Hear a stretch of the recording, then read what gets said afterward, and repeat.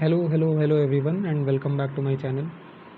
So today I'll show you a recent game that I played with the chess.com bot, that is Pincer, which is the strongest monthly bot right now on chess.com in the month of May. So I play with the white pieces, and more happy than to defeat him. I was more happy to have a brilliant move encountered on that. Okay, so this you can see 2 stars because I kept the evaluation bar on so that I can know that when I blundered, but luckily I did not blunder at a single move, and it was my first encounter with Pincer. So let's go to analysis and begin with it. So you can see the accuracy, 89.6 and 80, so that is a pretty good accuracy. You can see the brilliant move here. I'll show you the moment when that happens, and let me see my performance rating. So it was 1850, and by Pincer it was 1550. Okay, so fine, let's begin. And I also imported this game later to lichess, so there the accuracy was 95 and 91, so pretty happy to have that. So I play with the most trusted opening because I don't know much openings, so go with the simple development. And okay, so this was the first move that was not a book move by me. So basically the best move was this, but I remember one game from the World Championship match between Jan Komiyashi and Ding Liren, in which Ding played a similar move on some different move order, and Jan was surprised. So I thought that it might not be good, to play it this early, but maybe if knight will come, then I'll kick him, so that at that point I'll play. Okay, so I play this move. He castles, I castle, because it is said that you should castle in first 10 moves. Okay, it was the 11th, what it was the okay 6th move, so it was pretty fine. Now he comes here trying to attack the bishop. I place my bishop here thinking that my rook will get the file that it wants. Okay, the open file, kind of open file, semi open file, but he did not take this, and now I pinned this knight with my bishop. Why? What was the idea? Maybe if I had an attacker on, okay, leave it. Is simply to pin the knight. So he tries to push it, and I try to open his king side. Okay, but of course he doesn't do it, and my rook gets on a semi-open file. So you can see white has an advantage here of plus 1.43. Let's see how I capitalize that later in the game. So this was an inaccuracy. White was an inaccuracy because he has not started, developing his pieces. He could have fianchettoed his bishop, which he did not. He could have developed his queen, which he did not. But instead he played this, which makes no sense. So this was a great move. I don't know what was so great about it, but maybe it was to break the center and just develop my knight when pawn takes. Okay, and when my knight would develop, then my queen will also get the diagonal freed to come out, or maybe I can take with the queen the pawn that it takes. Okay, so let's see. Okay, here I can't do anything. Okay, on lichess you could, but here I don't think. Could try some random stuffs. Okay, if you go to analysis, if you take this, okay, it is said that knight takes is the best move, but if you do this, okay, not so great, because this will come and it will eventually create problems. Okay, so back to game review. He develops his queen now, and it was an inaccuracy. Now I take, okay, he takes, attacking my knight. Now I take, he takes, and I play this move. Why I played this? Because my e4 square was weak. Knight would take, then my knight would take, and then his queen would take. So I placed it. But what was the best move? this was so that the queen is pushed and I take center somehow. Okay, kind of center, not so center, but okay. So this was the move, best move, but I did not found it. So I played this. He missed it. So what was the best move for him? The best move for him was this. Okay,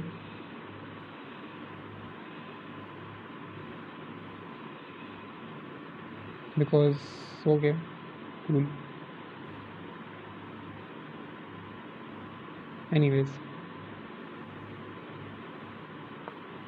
so I played this move and it was the best move because of course where would else would go? Only there is one square left. So it was a miss also because I gave a chance to attack the queen for no reason. And okay, he played this. Now I have plus 2.25 advantage. I push the knight. He can't take with the queen because my bishop is protecting that.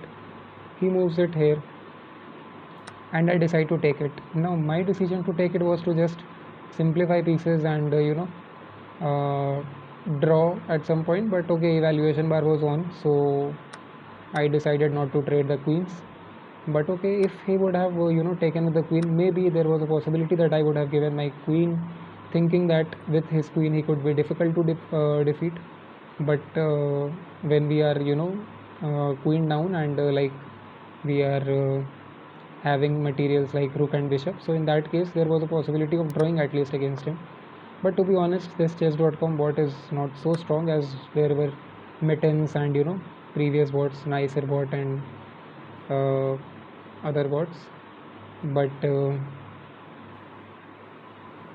yeah, this was not as strong. Okay, because I have defeated him, so definitely it would not be so strong. Okay, so I played this move. I think I'll tell you my idea here. My idea was to place rook d1. Okay, he would play bishop b7. Okay, and then I would push pawn to c4, so that if he takes with the pawn, I would take the bishop would be hanging. But I think I destroyed the move order somehow. I think I should play that pawn move first because or no, I can't play that move. So what was the best move here then? I should have pushed the pawn maybe, so that if he takes with the pawn, in that case his rook would be hanging. So I think the best move is okay, it was not the best move. So let's see what happens if you play this. Oh my goodness, why 0.81 from 2.06 to 0.81? Oh my god, can't believe this.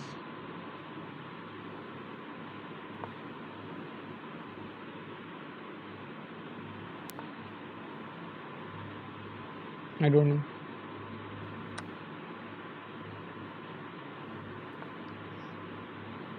I don't know how this is draw. Anyways, so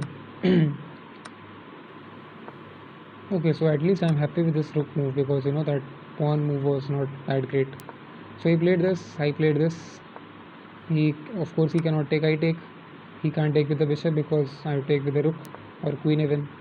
He moves and now I push further. Now what was the idea? I thought a lot at this move, and you can see the eval bar does not move a single bit at this move. I wasted some 10 minutes or 15 minutes on this move to play this, and I was extremely happy to see it later that it was the best move, and the eval bar does not move by an inch. So what was the idea? The idea was, if he takes with the pawn, okay, I will take with the pawn, cool. Now let's say he takes my queen with his bishop, fine. I will take his queen with the pawn, okay. Materials are equal right now, but but but when I take with the queen, the only difference is, if it would have been a normal move, he could have retreated back his bishop and saved his bishop. Okay, just understand it once more, that what is the move order. He takes with the pawn, he takes my pawn with pawn, I take back his pawn, okay, emptying the way for bishop to come and take my queen. So he takes my queen, I take his queen. If it would have been a normal move, he would have retreated back his bishop, but this move is a check. When I take his queen, it is a check. So he has to take the pawn and his bishop would be gone. Wow, it's rhyming. Take the pawn and bishop would be gone. Nice. So let's see another move that he takes with the pawn. Okay, I take with the pawn and he takes the pawn with the queen. Then of course I would take the bishop because it would be hanging. Okay, so these are the only possible orders. Huh?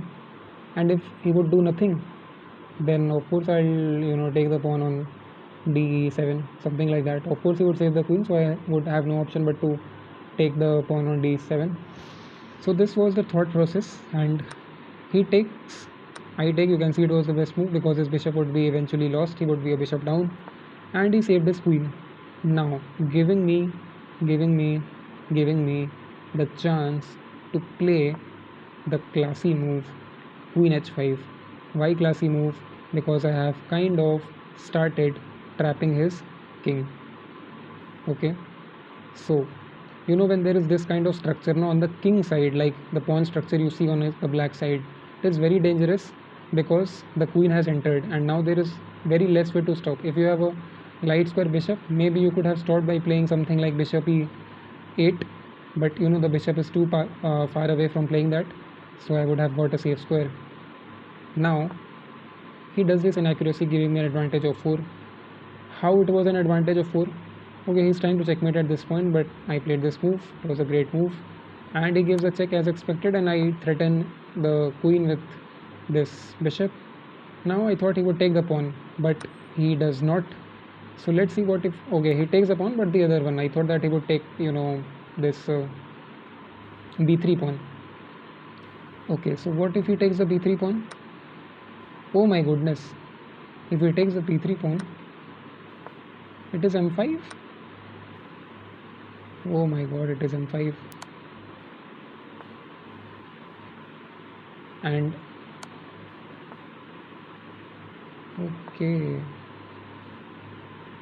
okay, of course he would not give the queen, although it is saying to give the queen.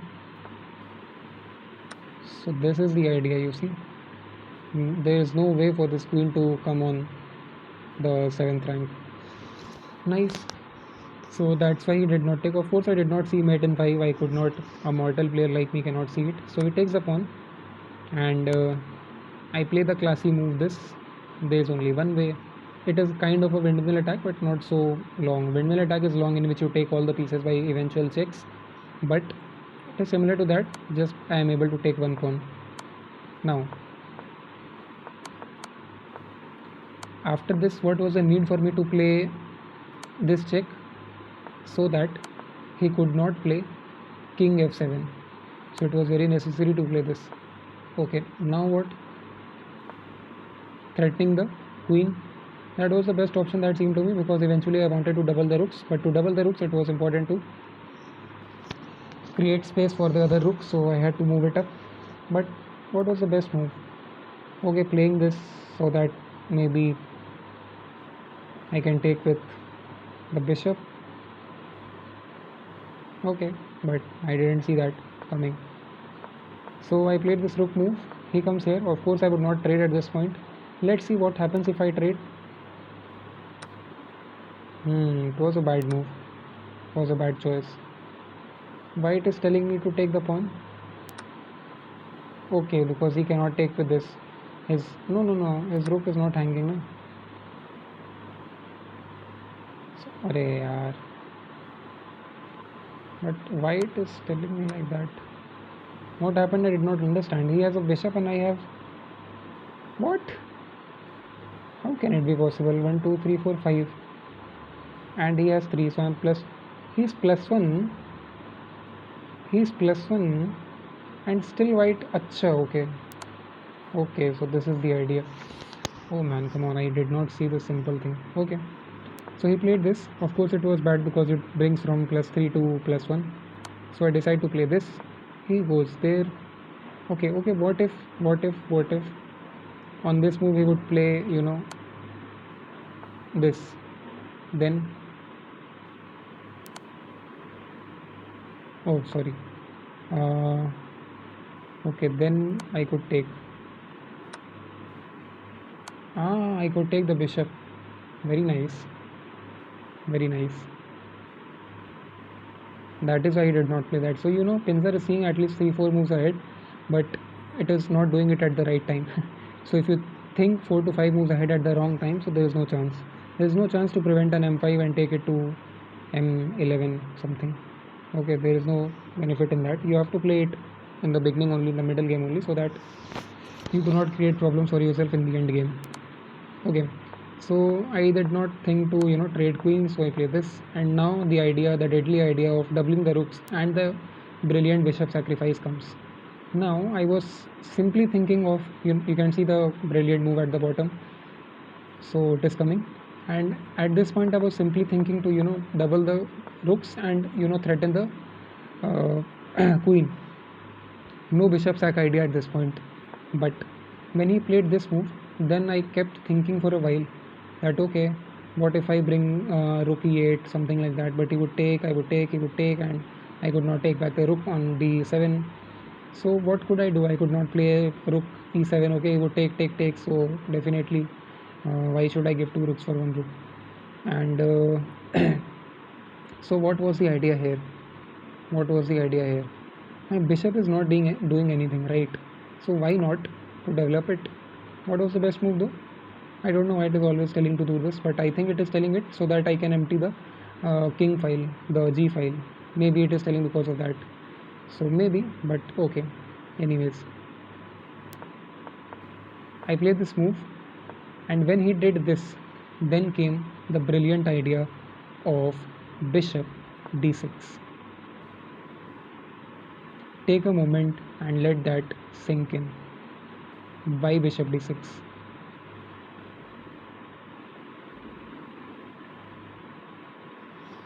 So you would have seen it that if he decides to take the bishop with the rook, then I would play rook e7, threatening his queen. Where does his queen go?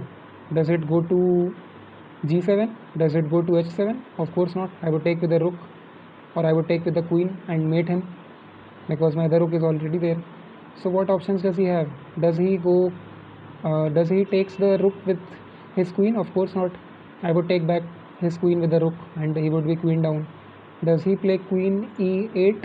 Of course not. I would take with the rook. He would take with the rook. I would take with the rook.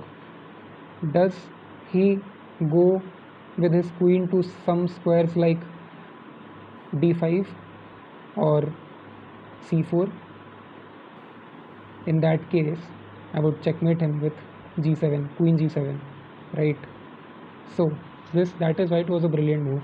If you have not seen it till now, then let me show you again. If he takes, then this, then where can it go? It will either take, I'll take with the rook, or it will go somewhere here and I will checkmate him. So this was a simple tactic, but he understood that it was blunder to take the bishop because he would be queen down. So he decides to play this, but the idea is still intact, right? I can still, if he still sacks the my bishop, then I can still play rook e7 and it would be still a brilliant idea because none of his rooks are on the d file, right? Sorry, d7, I mean 7th rank, because if there would be a rook at the 7th rank, he can take my rook with the rook.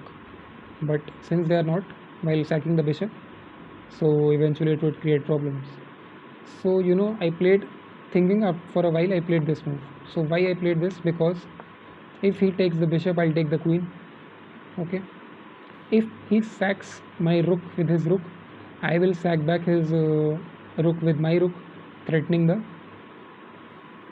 queen, and again the queen will run back to some squares like d5 or c4, and then again I'll checkmate him. Understood?